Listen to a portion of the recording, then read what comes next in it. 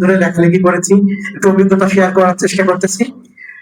এই হাসপাতালটি দীর্ঘদিন ধরে আসলে জরাজীর্ণ অবস্থা ছিল, এবং যে অবস্থা থেকে আমাদের স্বাস্থ্য কর্মকর্তা ডাক্তার রেজাউল করিম ভাই, তার বাসা লক্ষ্মীপুর থেকে তিনি এত দূরের একটি হাসপাতালকে যে কত সুন্দর মনোমুগ্ধকর পরিবেশে রূপান্তরিত করার চেষ্টা করেছেন, সেটা কিছুটা হলেও আমি জানি।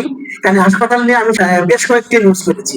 যদি একটা নিউজের একটু শেয়ার করি, এমপি আখতারুজ্জামান বাবু যখন এই হাসপাতালে স্বাস্থ্য কমপ্লেক্সের যে মূল সমস্যা, যে আপনার ৩১ শয্যার যে ভবনটি পরিত্যক্ত হওয়ার পরে নতুন ভবন নির্মাণ করার ঠিকাদারি প্রতিষ্ঠান হিসেবে কাজ পান খুলনার একটি ঠিকাদারি প্রতিষ্ঠান, তার থেকে সাব কন্ট্রাক্ট নিয়ে এমপি আখতারুজ্জামান বাবু নিজেই এই ভবনটি কিন্তু নির্মাণ করতেছিলেন।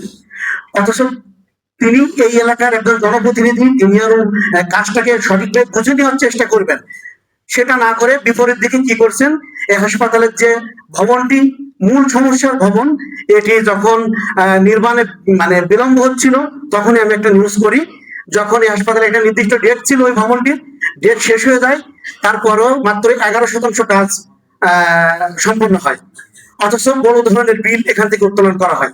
এই তথ্যটা নিয়ে আমি একটা নিউজ করি, ঠিকাদারের লাইসেন্সে এমপির কাজ।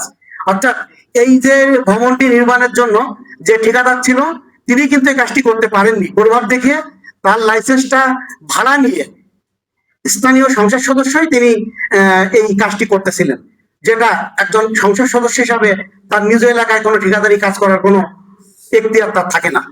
তো এই নিউজটা করার পরে হয়তো হুমকি ধামকি আমি খেয়েছি, সেটা কোনো বিষয় না। তবে আজও দুঃখ হচ্ছে এটা, আজও সেই ভবনটি এখনো মুখ থুবড়ে পড়ে আছে।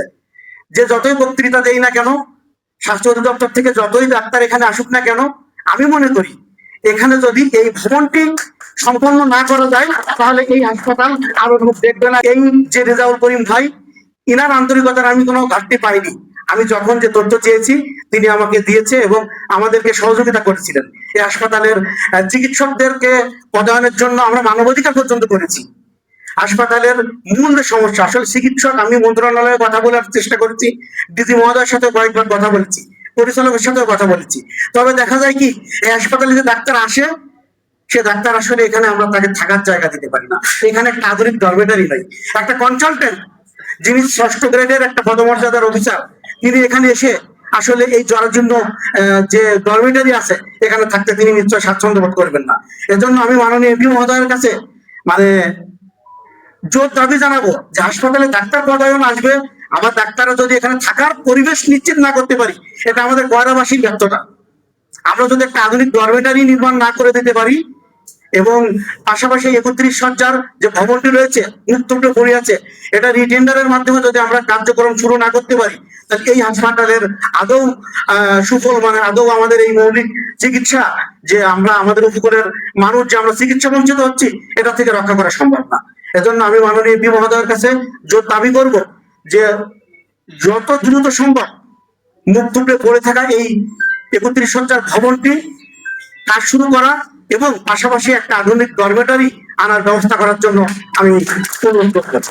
আর পাশাপাশি যে লক্ষ্মীপুর থেকে দীর্ঘ পথ অতিক্রম করার পরেও যে আসলে এই উপকূলে অনেক ডাক্তারকে দেখেছি যারা এই উপকূলে থাকতে চায় না, আমাদের সাথে মিশতে চায় না, আমাদের এই যে দারিদ্রতার সীমার নিচের যে মানুষ, এদের চিকিৎসা না দিয়ে তারা এখান থেকে শহরে গিয়ে চিকিৎসা দিতে আমরা দেখেছি। আসলে মূল বিষয় যেটা, আমাদের ওই দুটোই সমস্যা। আর রেজাউল ভাইকে আন্তরিকভাবে ধন্যবাদ জানাই যে একটা জরাজীর্ণ একটা মানে অবহেলিত স্বাস্থ্য কমপ্লেক্সে হাঁটি হাঁটি পাকা করে যে এই উন্নতির দিকে নিয়ে যাওয়ার জন্য। এই বলে আমার কথা শেষ করছি। ধন্যবাদ।